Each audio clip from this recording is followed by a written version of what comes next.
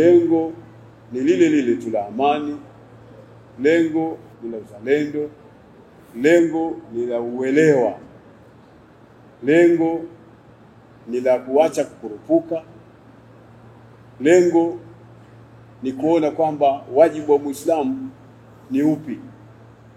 Haya mambo mshaelezwa kwa fasaha kwa maelezo mapana.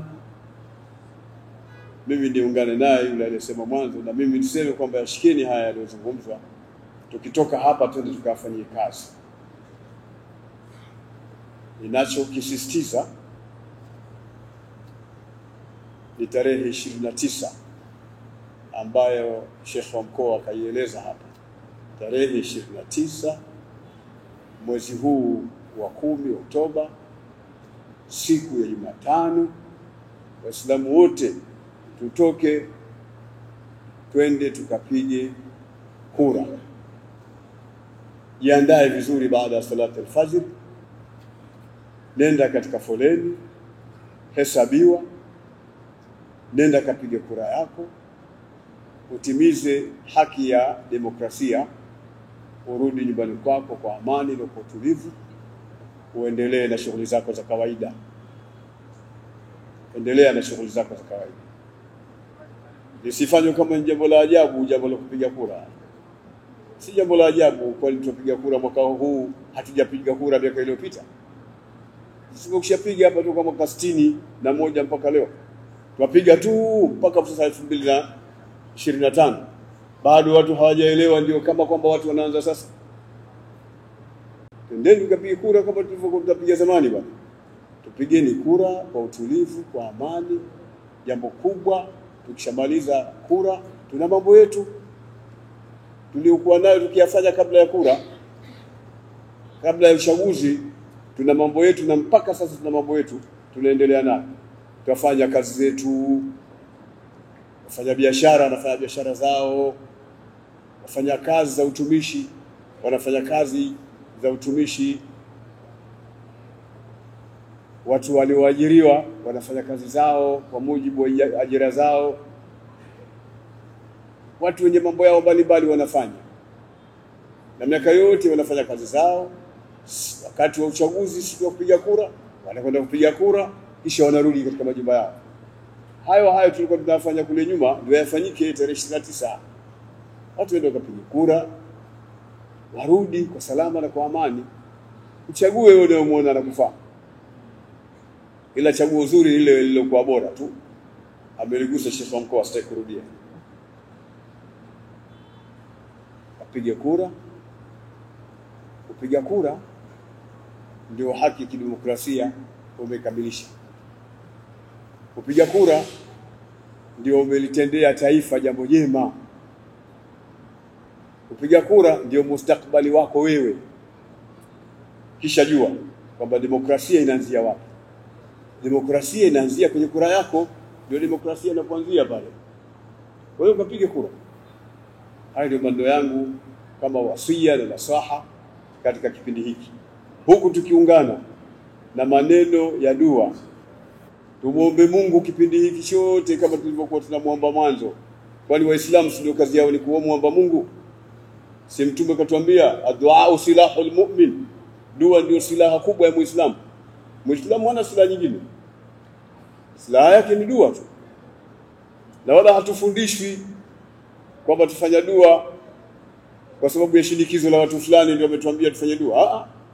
Ndio Uislamu wenyewe sisi kufanya dua. Kufanya dua ndio mambo yetu. Kufanya dua ndio mambo yetu. Nilizungumza juzi jana Tanga, msikiti wa Ijumaa. Msikiti wa Ijumaa moja Donge pale. Nikasema dua ilivyokuwa kubwa mpaka sura ambayo yatakiwa isomwe nayo inachukua nafasi ya nguzo ambayo ni suratul Fatiha, au imeshuhuri kwa jina la Alhamdu. Kipande cha mwanzo mpaka katikati ni thanaa, ni kumsifu Mungu tu. Alhamdulillahi rabbil alamin arrahmanir rahim. Yote hayo ni kumsifu Mungu tu. Lakini kinachokuja kipande cha pili mpaka mwisho ni kipande cha dua, kumwomba Mwenyezi Mungu Subhanahu wa Ta'ala, ihdina as-siratal mustaqim. Innal ladhina qalu rabbuna Allah thumma istaqamu ihdina as-siratal mustaqim siratal ladhina an'amta alayhim ghairil maghdubi alayhim waladdallin. Kuonesha kwamba dua ni kitu muhimu. Kwa tumuombe Mwenyezi Mungu Subhanahu wa Ta'ala atupitishe katika uchaguzi huu kwa salama na kwa amani. Na nikubaliane na maneno yaliyozungumza mmoja hapa, kama labda Sheikh Nuruddin Kishki au nani, kumzingatia vizuri, alisema sisi hatuzungumzi kwa kushinikizwa, wala iwe tuazungumza amani kwa sababu nyuma yetu kuna watu wanatuambia kazungumzeni amani. Hatuzungumzi hivyo. Amani tukuanza leo. Amani tumeanza muda mrefu. Mamufti wote waliopita, mufti wa kwanza Sheikh Ahmed bin Juma ibn Ahmed pamoja na baba askofu Sendoro walianzisha kamati za amani nchini kupitia mikoa za maisha. Sheikh Ahmed bin Juma ibn Ahmed na askofu Sendoro walianzisha, ukawa kuna kamati zilizoko mikoani za mambo ya amani. Haya, kipindi kile kulikuwa na vurugu gani? Kipindi kile kulikuwa na jambo gani? Hakuna jambo. Zikenda mpaka akaja mufti mwingine Sheikh Isa Shaaban Simba, zikaendelea. Na huyu mtoto Sheikh Al-Hadi alisimamia sana masuala. Alisimamia sana masuala. Ikawa kama hana mawaidha yake ni hayo. Kama kaishiwa mawaidha hivi. Lakini katika kufata habari ya zile kamati za amani, waliona Sheikh wetu Sheikh Ahmed bin Juma mufti wa mwanzo na Waislamu na viongozi waliokuwako katika kipindi kile, na mimi ni mmoja wapo kwa sababu nilikuwa mjumbe wa baraza la ulama kipindi cha Sheikh Ahmed bin Juma ibn Ahmed kwa kuchagua mwenyewe. Kasimamia mambo ya amani. Kipindi cha Sheikh Isa Shabani nikawa mjumbe wa baraza la ulama, kisha nikawa naibu mufti. Kasimamia mambo hayo na mashekhe zetu wa mikoa wote wakatusaidia, wilaya mpaka kwenye misikiti. Na mpaka kipindi hiki sasa tunaendelea. Alafu atokea mtu anaona jambo jipya eti tumeanza jana. Jalla jalalu. Kumbukumbu ni kitu muhimu sana. Mtu kuwa na kumbukumbu ni kitu muhimu sana. Kwa hiyo haya ni mambo ya zamani, tuendelea. Na ni kwa kuwa ni amri ya Mungu. Hata huo Uislamu wenyewe tunaojifakharisha nao, maana yake ni amani. Katiririka hapa Sheikh Al-Hadi Salum na aya za amani, salamun qawlan min rabbir rahim, zote amani. Yani Mungu atawaamkia watu wa peponi kwa maneno hayo. Anawaamkia watu wa peponi. Watu wa peponi na wao wenyewe kwa wenyewe wanamkia na mambo ya tahiyatuhum fiha salam. Ni amani tu. Sasa amani imezungumzwa katika Qur'ani kila mahala. Wewe tuambie ndio tuanza sasa. Amani. Ona watu wanashindwa kuelewa vizuri. Kwa hiyo mimi nisisitize kwamba jambo la kuendelea kuizungumza amani ni wajibu wa kila Muislamu, wajibu wa wanazuoni, wajibu wa mashekhe, mambo yao ya zamani, mambo yao ya kitabu chao Qur'ani. Kwani Qur'ani imeteremka lini mpaka liwe jambo jipya? Sheikh Suleiman Bani, Qur'ani imetoka iteremka miaka 1000 na ngapi bwana? Kwa hesabu za hijra 47, lakini nyuma kidogo kabla ya hijra imeshuka Qur'an. Umeeleka? Toka wakati huo Qur'ani inazungumza amani. Sisi tuna quote kutoka katika Qur'ani iliyoshuka miaka hiyo 1000 ngapi na moja? 1447, ni karibu na 50 na kitu hivi. 53, 1453 zimepigwa hesabu hapa. 1453 Qur'ani ilikuwa ikizungumza amani kipindi hicho. Sisi tutachukua na koti aya kutoka katika Qur'ani iliyoshuka miaka hiyo yote, na imeshuka katika jumla ya miaka 23. Miaka 10 Makkah, miaka 13 Madina. 13 na 10 asbaha kam 23 na mpaka Mtume anasema sikumiachia jambo lolote ambalo nimemiachia mimi ni vitu viwili tu, kitabu cha Mungu yani Qur'ani na mwenendo wangu yani sunna ya bwana Mtume Muhammad sallallahu. Hapa amesimama kuna Sheikh Mziwanda, amesimama Sheikh Al-Hadi, amesimama Sheikh Walidi, amesimama Sheikh Kundesha, moja na mjamwezi wake nikazungumza vizuri. Sikia bwana, wote wamezungumza ni aya tu hadithi tu. Kasema Sheikh Abdullah Dauga hapa aya tu hadithi tu.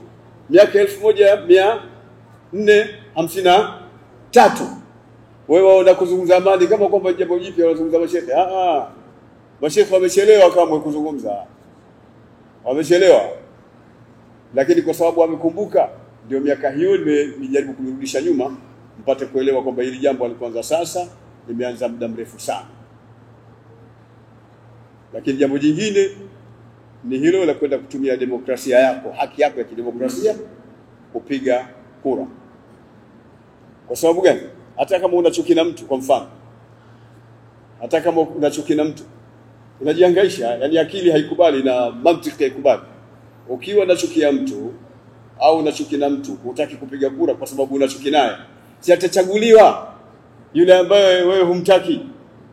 Chuki ni kupiga kura, sio chuki kwa cha kupiga kura. Unajihangaisha bure. Umeeleka?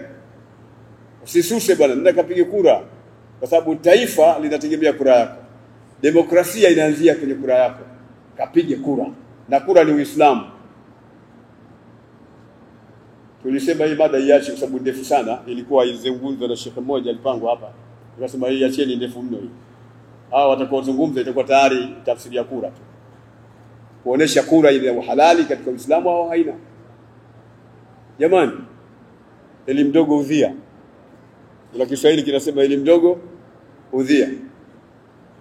Ndio maana nataka watu wasome. Taallam fa innal ilma zainun li ahli. Jifunze shekhe. Jifunze mwalimu. Kujifunza ndio kipambo kwa yule mwenyewe. Lazima ujifunze ilmu. Dini hii sio elimu ya kijinga, wala sio dini ya kushinikiza wala kuamrishwa. Sisi tunaangalia, je, Qur'ani imesema basi tayari.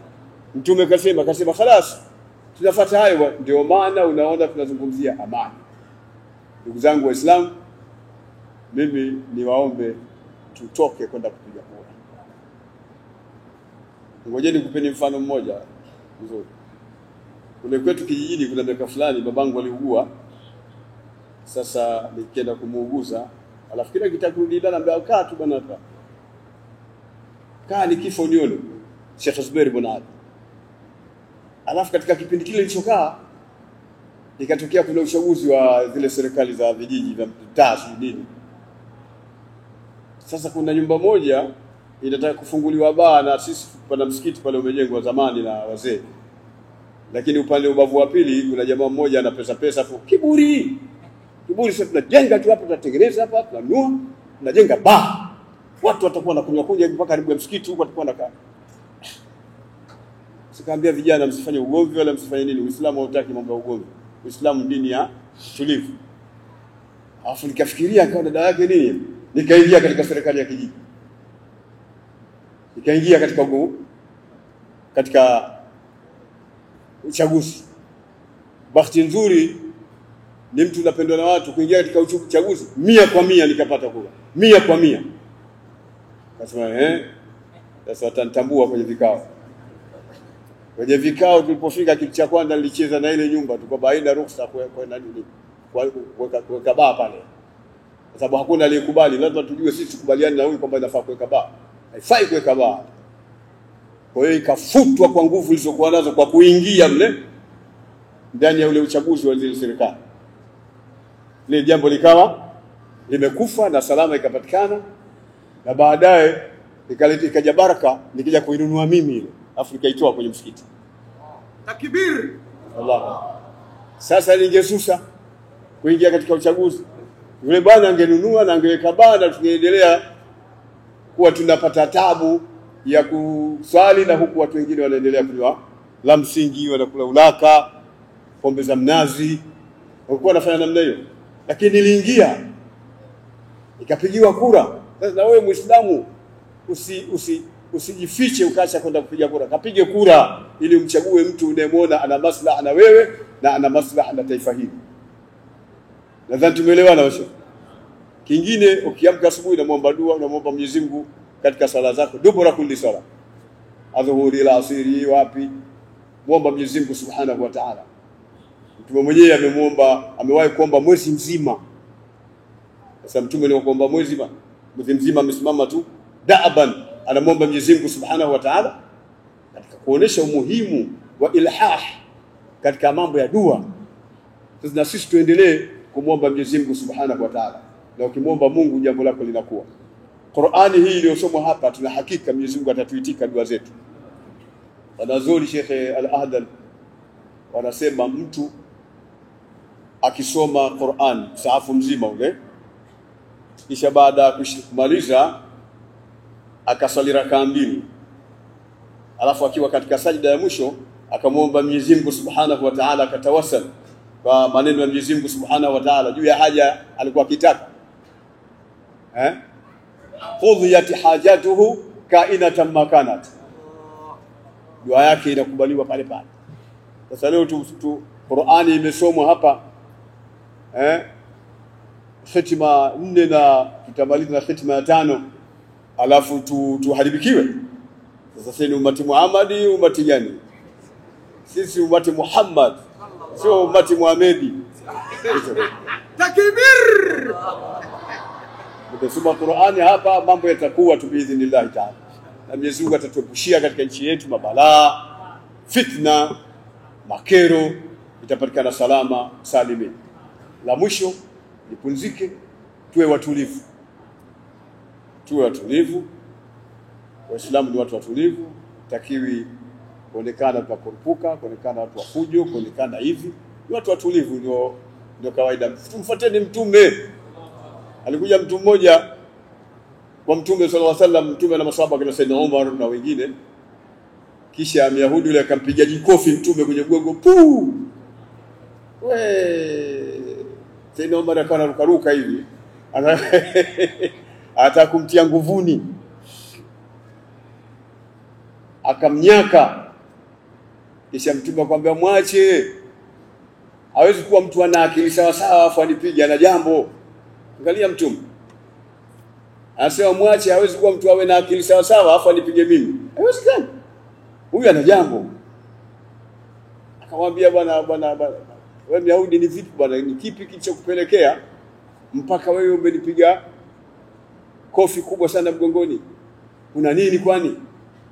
Akamwambia mimi nimesoma katika qira'atu fil kutub almutaqaddima, mimi vitabu vya tangu vilivyotangulia nimesoma, wakina Taurati, Injili, Zaburi, nimesoma vitabu vya nyuma vyote. Nikapata habari kuna mtume atakayekuja katika akhiri zaman. Mtume huyu mpole sana, mtu wa huruma, hachukuli jambo kwa ghafla, hafanyi fujo tu pale pale alipofanywa jambo, halipishi visasi vya aina hiyo.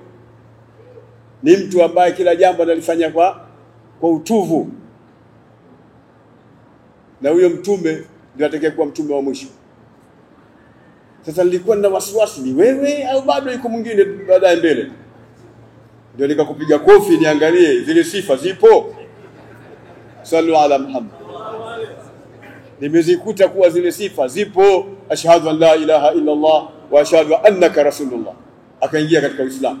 Kaingia katika Uislamu kwa sababu ya tabia za mtume, mpole, ana huruma, hana haraka ya jambo na nini. Lakini utapigwa kofi hapa na ndugu yangu hapa Sheikh Talib Ahmad. Utapigwa kofi hapa, tutakuwa badala kuna nini? Hata aya zitakimbia, hadithi zote zitakimbia, atakuwa mdogo kwa hivyo.